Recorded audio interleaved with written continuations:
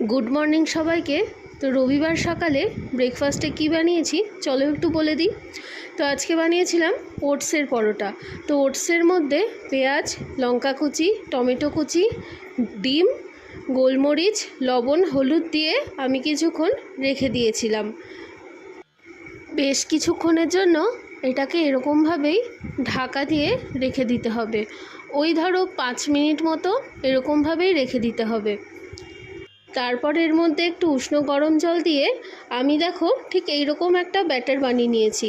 ব্যাটারটা কিন্তু খুব যে পাতলা বা খুব একটা ঘন সেরকম করলে কিন্তু চলবে না।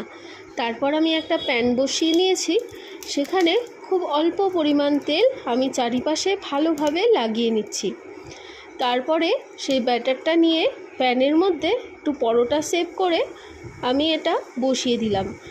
গ্যাসের স্টিমটা আসতে দিয়ে এটাকে কিছুক্ষণের জন্য হতে দিতে হবে।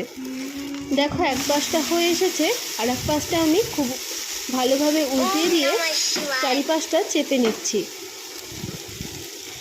তো দেখো আমার ওটসের পরোটা কিন্তু কমপ্লিট। এটা কিন্তু হেলদি, বাড়িতে একবার বানিয়ে দেখতে পারো, ভীষণ ভালো লাগবে খেতে।